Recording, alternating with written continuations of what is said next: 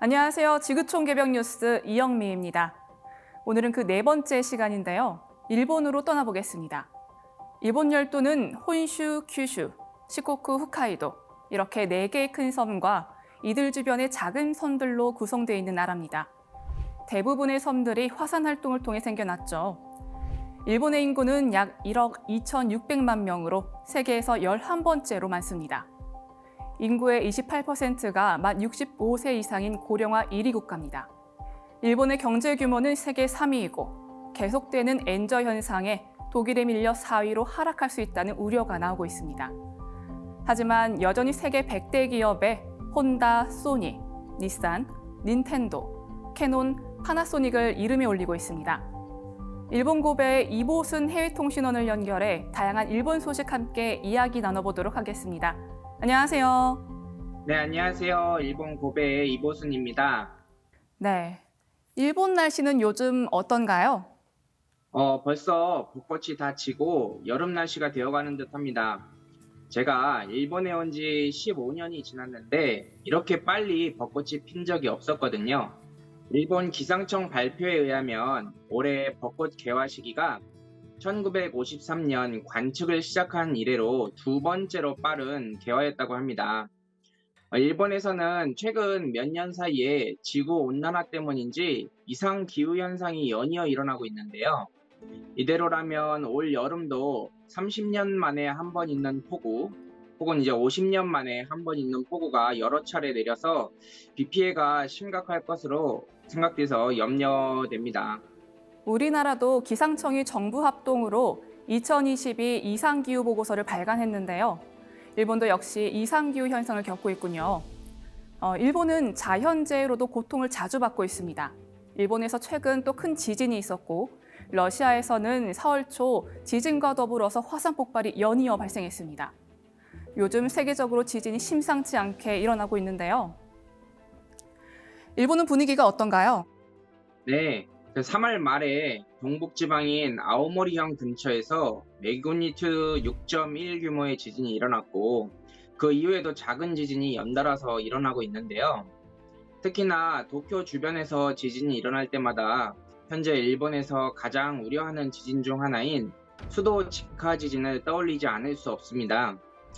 도쿄도의 발표에 의하면 수도 직하 지진이 매그니튜드 7.3 규모로 일어날 경우에 8만 채 이상의 건물이 완전히 무너지고 화재로 인해서 약 11만 채의 건물이 소실될 것으로 지금 예측이 되고 있는데요. 피난소 등으로 대피하는 피난자는 300만 명에 이를 것이고 피난소까지는 가지 않지만 집까지 걸어서 이동하는 사람들, 그 사람들을 이제 일본에서는 키타쿠 난민이라고 하는데 그러한 귀택 곤란자도 800만 명에 달할 것이라고 예상하고 있습니다. 또 하나 염려되는 대형 지진이 바로 난카이 트라프라고 하는 지진인데요. 일본 동남쪽 해안에서 일어날 것이라고 추정되는 대형 지진으로 최악의 경우에는 8.9 규모의 지진이 일어날 것으로 추정되고 있습니다. 지진이 일어날 것으로 예상되는 지역이 너무 넓기 때문에 대형 지진이 두 번 연속해서 일어날 가능성까지도 염두에 두어야 된다고 하는 전문가들의 지적이 있는데요. 한 번만 일어났을 때도 예상 사망자가 32만 명이라는 것을 고려하면 두 번이나 일어나면 얼마나 피해가 많이 나올지 정말 상상도 하기 힘듭니다. 단순히 지진이 두 번 일어나서 피해가 클 뿐만 아니라 두 번 연달아 지진이 일어날 경우를 대비해서 최근에는 큰 지진이 일어나도 바로 주변 지역의 구급대원이 전원 출동을 하지 못하고 대기하도록 되어 있거든요. 지진으로 인한 인명피해가 예상보다 많을 수 있다고 이야기하고 있습니다. 그리고 경제적인 피해도 1년 동안 동일본 대지진의 10배 정도 되는 134조 엔이 될 것으로 예상하고 있는데요. 이는 일본의 1년 국가 예산에 필적하는 규모라고 하니 난카이 트라프가 얼마나 무서운 사태를 불러일으킬지 두렵기만 합니다. 1995년 한신 아와지 대지진과 2011년 동일본 대지진의 경험을 바탕으로 한 일본의 지진 대응 시스템은 세계 최고 레벨임은 분명한데요.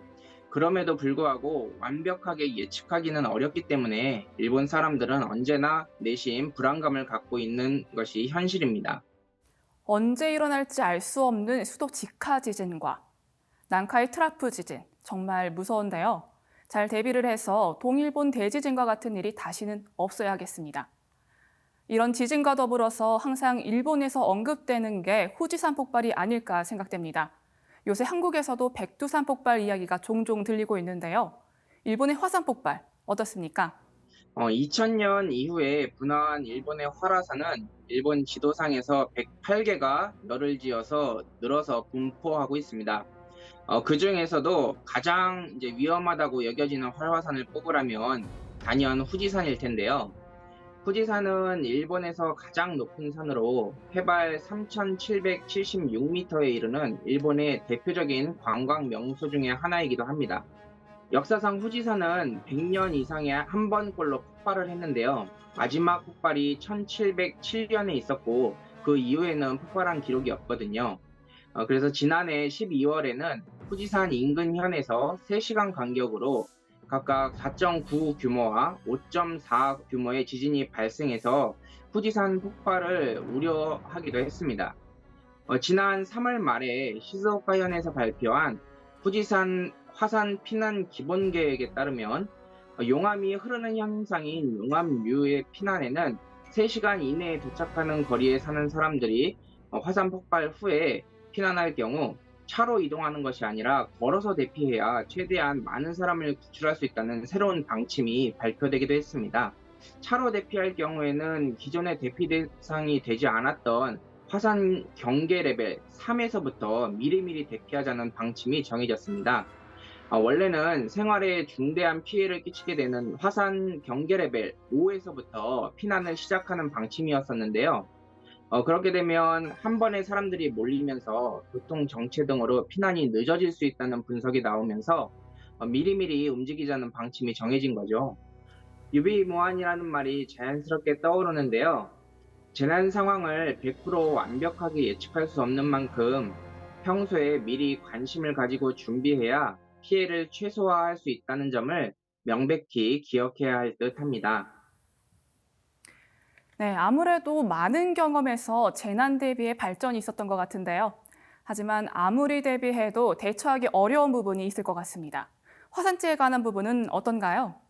네, 야마나시현 후지산 과학연구소의 후지 토시쓰그 소장은 일단 화산이 폭발하면 거의 바로 공항을 쓸 수 없게 되고 30분에서 1시간 이내에 철도를 쓸 수 없게 될 것이라고 예측을 했습니다. 자동차는 그 이후에도 어느 정도는 다닐 수는 있는데 화산재가 빛을 차단하기 때문에 사방이 암흑이 될 것이다 라고 예상을 했습니다. 그럼 거북이처럼 느리게 다닐 수밖에 없을 거고 그 사이에 10cm만 화산재가 쌓이게 되면 차도 다니지 못하기 때문에 상상 이상으로 빠르게 인프라가 마비될 것이라고 이야기했습니다. 더군다나 화산재는 습하면 대규모의 정전을 일으킬 가능성도 있고 비라도 한 번 오면 흘러내려가지고 수도관을 막고 하수구를 막는 등 물 문제와도 직결됩니다. 눈처럼 녹지 않기 때문에 누군가 치우지 않으면 안 되니 다시 복원한다는 게 만만치 않겠죠. 후지 소장은 제대로 예상해보지 않아 정확히 알 수는 없지만 만약에 후지산이 크게 폭발한다면 수십조 엔에 달하는 경제적인 피해가 생길 것이라고 예상된다고 이야기했습니다. 저는 이런 상황을 지켜보면서 결국은 자신을 지키기 위해서는 스스로가 대비를 해야 된다는 것을 뼈저리게 느끼고 있는데요. 인간 본래의 힘을 다시 깨워주는 수행이 꼭 필요하다고 생각하고 실천하고 있습니다. 예를 들어서 큰 지진이 오기 전에 동물들은 이제 그걸 이미 탐지하고 그 지역을 떠난다고 하잖아요. 그런데 사람들은 너무 눈에 보이는 것만 믿으려고 한 나머지 자연이 보내는 신호를 받아들이지 못하고 결국엔 자연재해를 맞닥뜨리고 말거든요.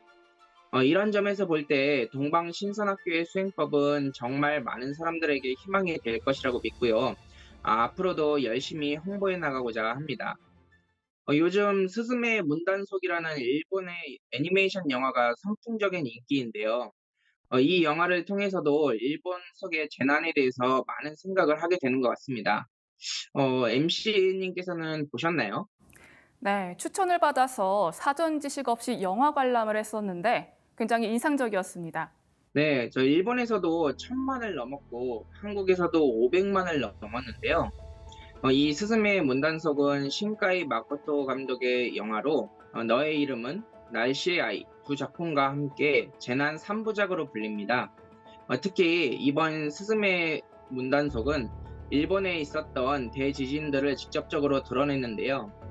지진이라는 재난을 배경으로 그 재난을 불러오는 문을 닫으려는 소녀 스즈메와 청년 소호타의 이야기를 그리고 있습니다.